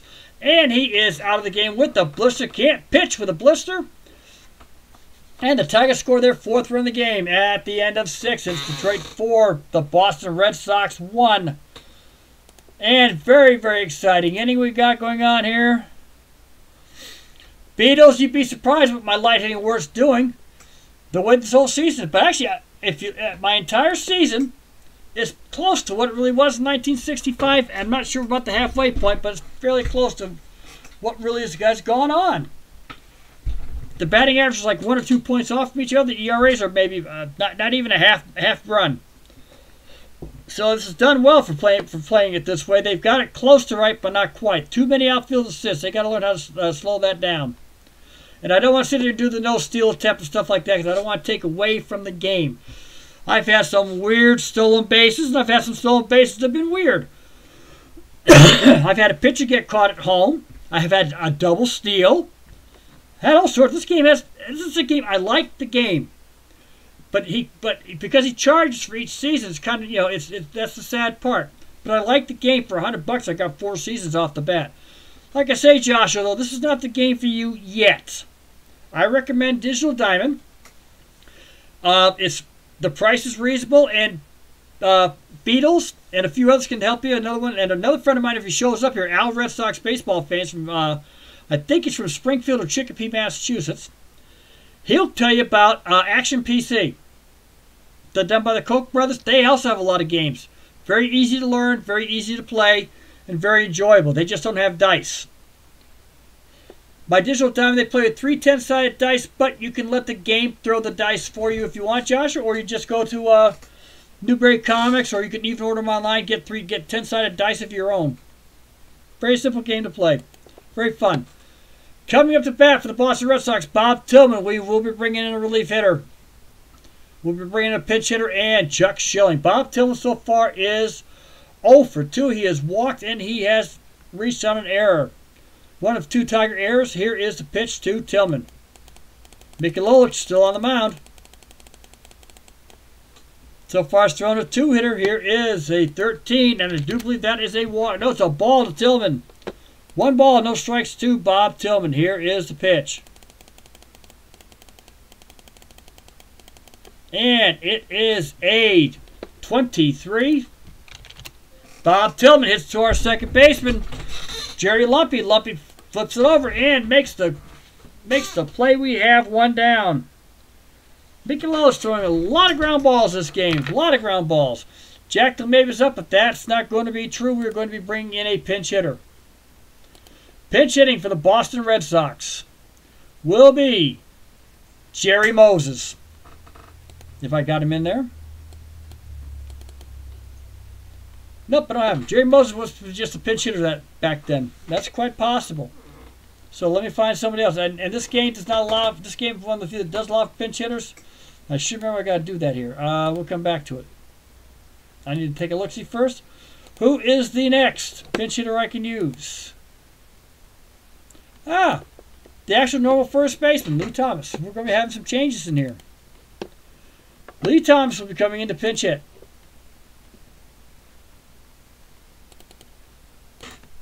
Lee Thomas, who this is pretty much his last season with Boston because a fellow named Scott showed up to play first base for the Red Sox back then.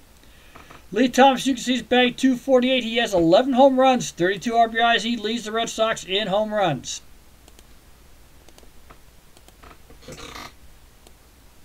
He has been in a little bit of a mini slump. He has 1 hit in his last 19 at-bats. It was a double and did bring in a run on the 12th against the Baltimore Orioles. Currently he's batting .248, has struck out 23 times, has 11 home runs, 14 doubles, 2 triples to go with his 51 hits. So far for the month of June, he is batting .232 with 3 home runs, 11 RBIs. So right now he's just mirrored in a little mini 6-game slump. Or 5-game slump. Like I said, 1 of 19. So he is up bat. He is the pinch hitter. Lolich is on the mound. There is 1 down here in the top of the 7th inning. And here we go.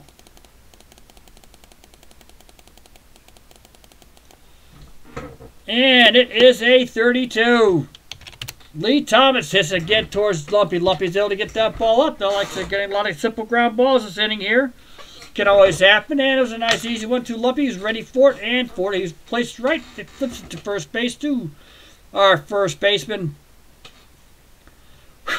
Norm Cash makes the play, and that is 2 down. Coming up is Chuck Schilling. Chuck Schilling is 0 for 3 today. Has yet to get the ball out of the infield.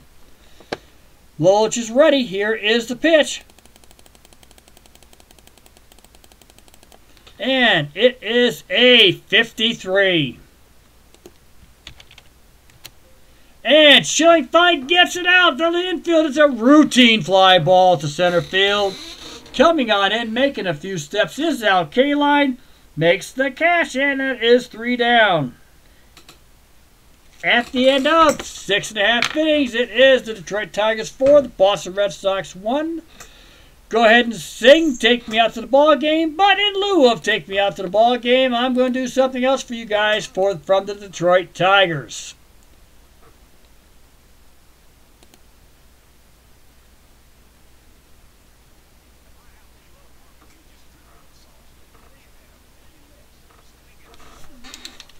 Gala 2. 2 ways better to do more of everything. 1, it's reinforced with more strength to do more scrubbing. 2, it has more fibers for absorbing spills. And Gala gives you more towel to every sheet. Gala 2. 2 ways better to do more of everything. It's the only towel in our kitchen. New Gala 2, the more towel. As you guys know, I'm notorious for dropping commercials in wherever I feel like it. And these are old 1960, 1970 commercials. I don't care. I have too much fun from this madness. Okay. Anyway, everybody got their singing voice out. They took care of it already. So is everybody all set now? So here we go. We're in the bottom of the 7th inning here of the Detroit Tigers. They are leading 4-1. This is not so much a cardiac game tonight, but that's okay. It's been a very interesting game tonight. Very much fun. Lee Thomas is not the pitcher for the Detroit Tigers, as we all know. So let's take a look. The next pitcher for the Boston Red Sox will be Arnold Early. Arnold Early from the real game didn't even last the innings. He got racked real quick, gave up 2 runs. But that's the way this goes. The Red Sox did have the lead. They lost 9-4, by the way, for real in this game to the Detroit Tigers. Willie Horton had his 15th home run. I don't think I have that many yet, so I don't have real home runs as much as everybody else does. I don't mind. If everybody remembers, 1965, the league leader in home runs was Tony Coniglio with 32 in the American League. So this is when they didn't have these things called steroids. So here we go. Coming to bat will be pitching.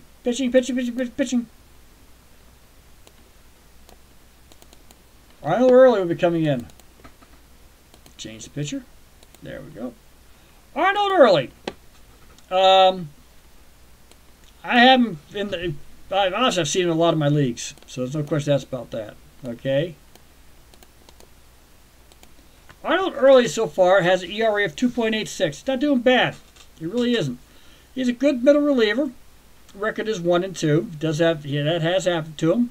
He has lost 1 game in June. He lost it on the last game loss was the 23rd of May. He won a game in June by throwing a grand total of 1/3 of an inning. He has 16 strikeouts to go along with 5 walks, giving up 7 runs. He has given up 2 long balls. Has a whip of 1.32, which is rather high for normal relievers, but this is the 1960s, so it's not so bad. He has pitched 22 innings. He's been in 19 games so far this season for the Boston Red Sox. Middle reliever is what he is. Good normally for about a couple innings. I usually can get him into 3 if he's in a real good, if everything's going right for Boston. So here we go. Jerry Lumpy is the batter. We are in the bottom of the 7th inning. Here is the pitch.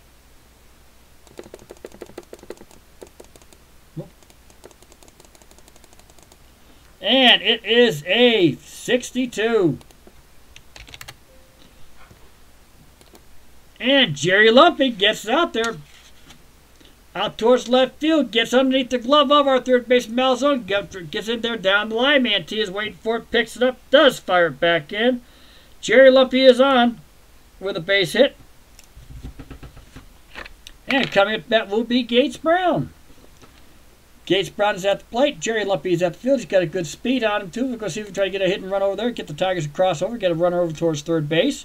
See if they can get over 4 runs. So they can probably put this game away a little bit. They are still that threat. Out under 4 runs is still a threat. Here is the pitch. And it is a 41 on the hit and run. And Gates Brown hits towards our shortstop. Lumpy's on the move. He's going to get in there to second base easily. Pursuit fires towards first. And Gates Brown is out 6-3. No, guys, it is not a sacrifice or anything like that. Ground ball play. Lumpy makes it to second base. Coming up to bat is Al Kaline. Al Kaline is 0 for 2 today. Reached out, hit it, got a fielder's choice. Walked and flown out. Causes the Red Sox lone error. Here is the pitch. And here we go. Runner on second base. It is a 16. K-Line hits it out towards Pursuit. Slow roller. Pursuit has to come on in. Lumpy's heading over towards third. Pursuit realizes he has no play to third base. Fires over towards first. And 2 down here on a 6-3. Another 6-3 play. Coming up to bat is our man Willie Horton. Willie Horton so far has walked twice. He has grounded out on the sacrifice to third base. Here is the pitch. Lumpy's at third. And here's the pitch. It is a 13. I believe that is going to be a walk. Willie Horton will take third, and that is Arnold Early's first walk of the game.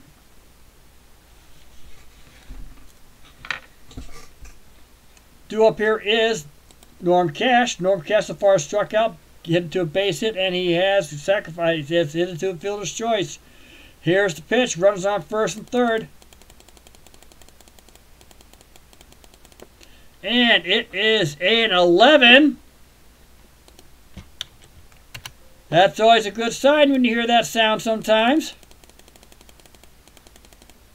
And this one is a 34. This is going to bring in some runs. Going to do what it's supposed to do. Norm Cash hits out deep towards center field. Yastrzemski was playing shallow. For some reason, gets back, gets behind him, gets off that wall. Norm Cash is on his horse. He's heading towards second base. Here comes Lumpy, and here comes Horton. And they got 2 runs in. Norm Cash gets a 2-run double here in the bottom of the 7th inning, giving the Tigers a 6-1 lead. Norm Cash turning into the hero of the game. So for some reason this game here, 2 more runs are scored. The Tigers lead it 6-1, 2 out. And Early is in the D mode. Cash is on second base. And that explains why he didn't last the inning. And Early, we're going to see if we got 2 down here. So get 1 more out of him, see what we can get. Coming up to bat is the weak hitting Don Wirt, as Beals likes to say. And it is a double for Cash, and Beetle, and Wirt gets to 36. And he hits a high pop-up, waiting for it. There is Eddie Pursuit. Norm Cash just going by, but it's the easy play for Pursuit. Makes the catch, and that is 3 down. But the Detroit Tigers put 2 more runs across the board on that double by Norm Cash as the Tigers lead this one 6-1. 6 runs, 6 hits, and 2 errors for the Tigers. 1 run, 2 hits, and 1 error for the Boston Red Sox. Coming up to bat is Frank Malzone, Carl Yastrzemski, and Felix Mantilla.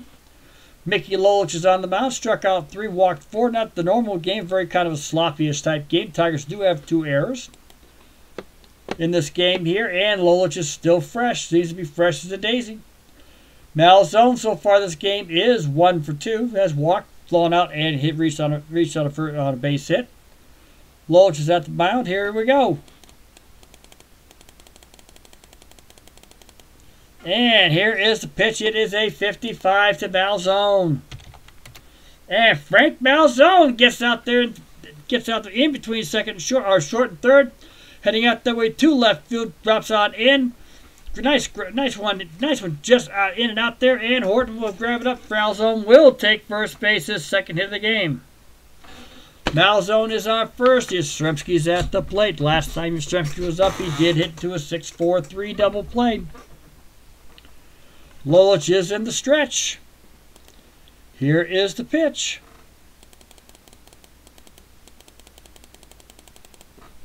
And it is a 26 by Yastrzemski.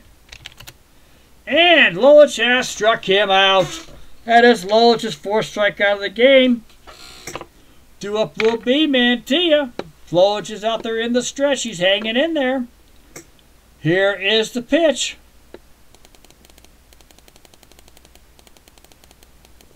And it is a 14. Felix Mantilla hits out deep towards left field, tries to get back there. Playing back is Willie Horton. No, he was waiting for this one. Comes on in, makes the grab, and Malzone will head back towards first. 2 down in the top of the 8th inning. Coming up to bat is Tony Horton. Tony Horton so far is 1 for 3. Has got a base hit, RBI. Struck out, and he's popped out. Here's the pitch.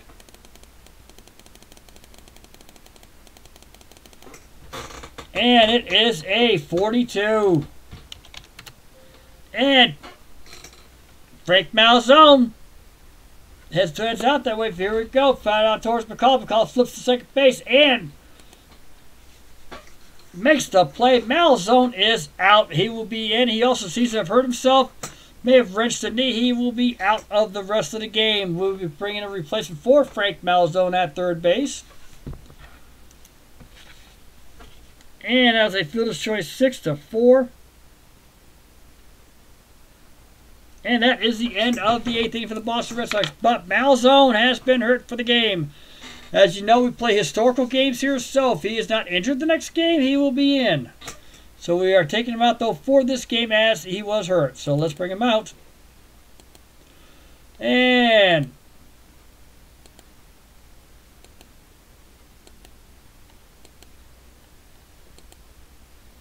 Dalton Jones will be coming in to take over at third base. Otherwise, I have to do one heck of a job here to make this happen. So, because the other third baseman is playing left field right now. Ain't that a bear? Okay, Dalton Jones will be coming in to play third base. Dalton Jones will be the new third baseman replacing Felix Mantilla. Coming to bat for the Detroit Tigers will be Jackie Moore, the pitcher Mickey Lolich, and back to the top of the order, Dick McAuliffe. Arnold Early is back on the mound. Here is the pitch. And it is a 54. And Moore's got a piece of it. 24. Let's see what happens here. It's going to be an out, obviously. And he hits it out towards right field, heading out there towards the foul line out there. Tony Cliggero is on his horse as he heads out there towards the bleachers out that way. The back seats the grandstand, and he makes the grab and pulls the ball back in. Tony C makes a great play, pulling the ball back in and makes the catch. And we have one down here on a fantastic catch by Tony Conigliaro. Coming up is Mickey Lolich. Mickey Lolich so far today is 0 for 3. Here is the pitch. And it is a 61. Lolich has struck out. That is Early's first strikeout of his pitching stint right now. Coming up will be Dick McAuliffe. Dick McAuliffe so far today is 0 for 2. He does score a run, scored the first run of the game for the Tigers as we've mentioned before. Here is the pitch. And it is a 66.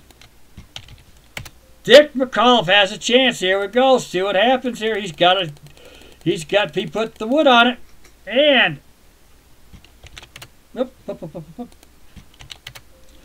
possible. Looks like it's starting to dry a little bit. It is out in the air, though. It really is.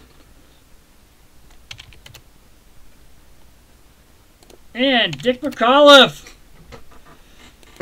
gets out there barely as he heads out towards right field. Tony C's heading back that way as he gets towards the wall. He sees the track, gets his hit on the wall, leaps up, and it just gets over his glove. McAuliffe hits his home run out in the right field stand.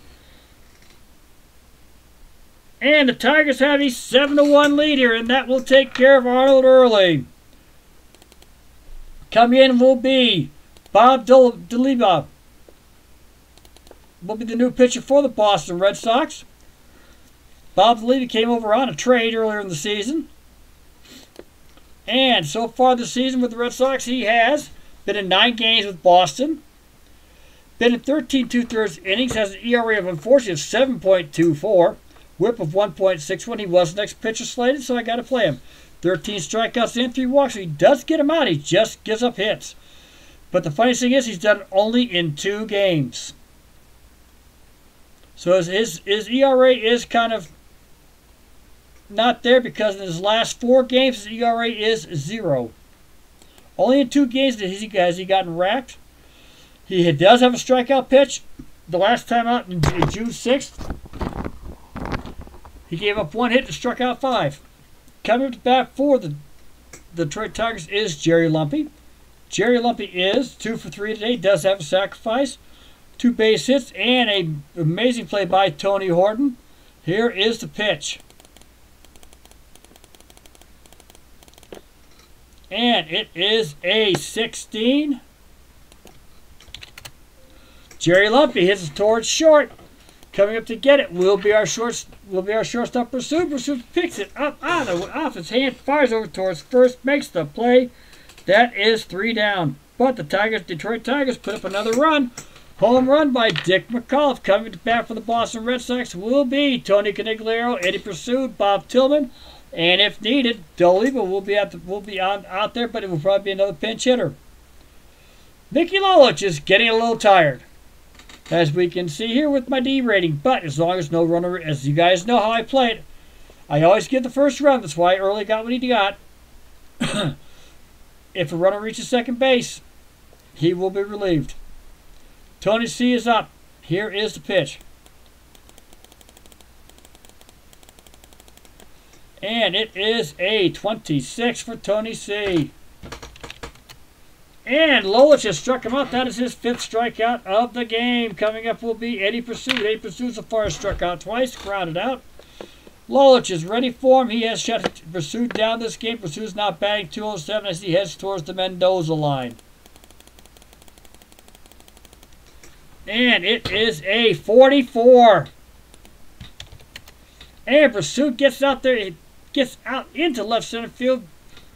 Gets it on the ground just on the left-hand side of second base. Gets out towards left center field. Coming in to grab that will be K-Line.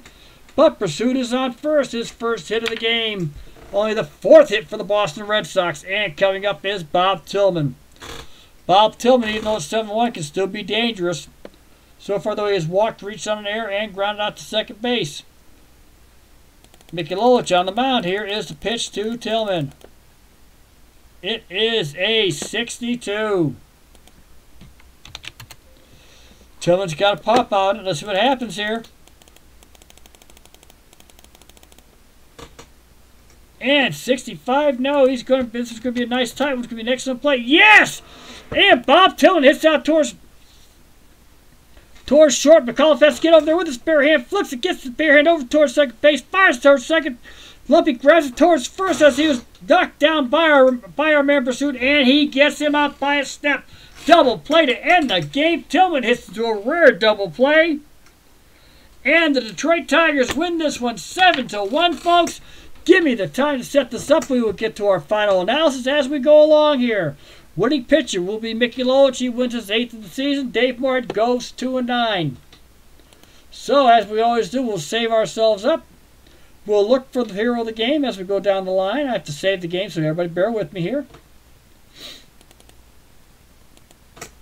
No, it was not cardiac baseball, but it has proven, I like the way I do this now. It has proven to be a very interesting game. And nobody blown the save. Really was the last one to do it. So let's bring it into here. Okay. Now for anybody who's unfamiliar with what I do, my stats have been imported. I got it here. But this doesn't do me any justice for what I can tell you guys. Norm Cash, by the way, is going to get player of the game. So I got to remember to keep that in the back of my head because I post this as I do into Skeeterstoff and the Delphi form, Skeeterstoff Inc. and it's under Clint's 1965 baseball. So let's set this up real quick. I got to do a text file. As you guys know, I got it up here. So everybody, give me a sec. And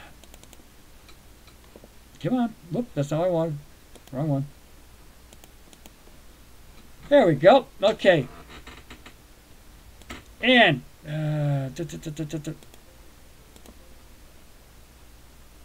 cancel.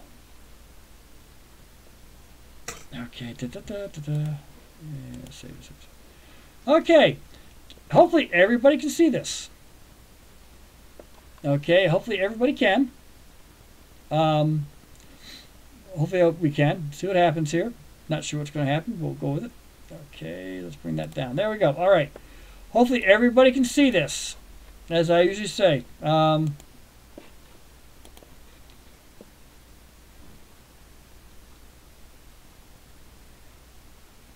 Okay, here we go. The final stats of the game, guys. For anybody who's used to what I do. As Al Red Sox fan always taught me, ID Jester, I always follow with the way he plays. Let's go to the pitching stats. For the Boston Red Sox, who lost, Dave Morehead did manage to go 5 innings. He did. He got tired. He had a blister. Gave up 4 runs, 3 of which were earned. He had 3 wild pitches this game. He did walk 6, strike out 2. He was pitching all over the place. He probably was in this game here, developing a blister in his hand. And it popped. So it was hurting him until he ended up with a losing game. Jack LeMahieu came in, pitched a solid inning, struck out 2. Arnold early came in, gave up 3 runs, including the home run to Dick McAuliffe in the 8th inning. He was done. Gave up the double to Wirt, I believe it was, gave up the 3 runs. And Bob Deliba came in and finished the game up for the Sox and faced only 1 batter. For the Detroit Tigers, Mickey Lolich threw a complete game. Gave up 1 run on 4 hits. He did walk 4 batters, struck out 5. He engineered 2 double plays, lowering his ERA down to 2.07. For our batting, Frank Malzone went 2 for 3 before he got hurt in the 8th inning. Walked once, scored the lone run for the Boston Red Sox. Tony Horton had a hit, had the lone RBI, and Eddie Pursued had a hit, went 1 for 4. For our defense, Tony Horton had 7 ground balls slapped out to him. They did manage to get an assist. Eddie Pursued had 6 of the 7 balls that went to Tony Horton, or others, 6 assists. As Schilling had 3 putouts, and so did Frank Malzone. The Red Sox had 1 double play against the Tigers, it looks like. Not sure where I can find it, but it's probably there somewhere. May not have been a ground ball double play either. I don't think it was. I'm showing a double play. That's what I'm used to seeing. Ah, yes. Okay. Ah, yes. Yastrzemski to Tillman. There we go. Yastrzemski and Tillman them. Okay. Left on base. That's who hit to the double plays. Boston left 7. Bob Tillman had the lone error. He also had a pass ball. Tillman and Yastrzemski both drawn double plays, and Tony Horton had his first RBI of the season. Again, 3 wild pitches by Morehead. For the Detroit Tigers, Jerry Lumpy, Norm Cash, and Don Wirt all had multiple hits. Norm Cash and Don Wirt had doubles. Dick McAuliffe hit the home run in the 8th inning, and Norm Cash had 2 RBIs. They scored 7 runs, and only 5 of them are earned. Keep in mind, for 4 RBIs. Keep in mind, 1 of those was scored on a pair of wild pitches. 1 was on the air as Bob Tillman was getting rolled over. Dick McAuliffe had his 16th error of the season. That's high for the shortstops and McAuliffe. Don Ward had his 8th. Norm Cash his 4th double. Don Ward his 14th. So for light hitting Don Ward, he's not really light hitting.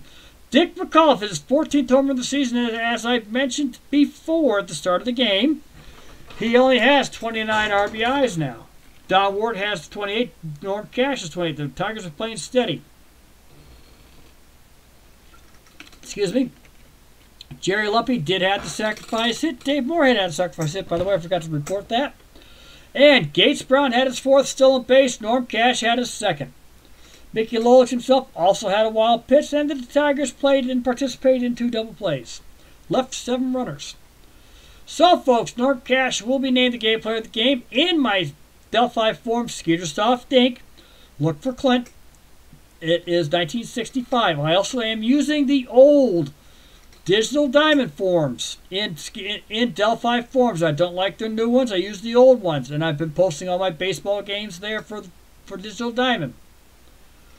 So anyway, as it's been a great night, I want to thank everybody who stuck around while I did this. Took my time. I know it takes a little longer to play. I do like introducing the lineup, so you may not see them. Again, it has been a great game. Thank you very, very much for everybody. I want to wish all the guys who did show up today. My son Joshua, I'm glad he did. Beatles Eternal. Thank you very much as always, my friend. Can't wait to see you back here in America. And I thought I'd give you a nice surprise and show you what's going on.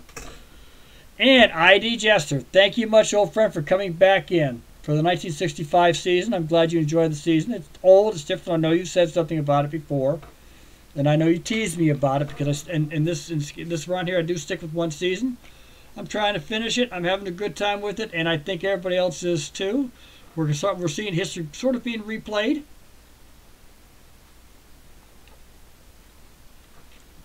And it has been fun. As always, I thank all of you and anybody else who watches. I always ask, please do give me a thumbs up. And any criticism is always considered constructive. I do ask if you do. Please do give me constructive criticism. Let me know what you think. I will... Well, tomorrow's football all day long, so I may not broadcast tomorrow. I will play, but I won't broadcast, and we'll go from there. Also, I got the new week of my golf game, so I have to I gotta get started on new tournaments. Thank you very much, everybody. God bless you very much. And please keep your dreams high, and please try to live your dreams. Thank you very much.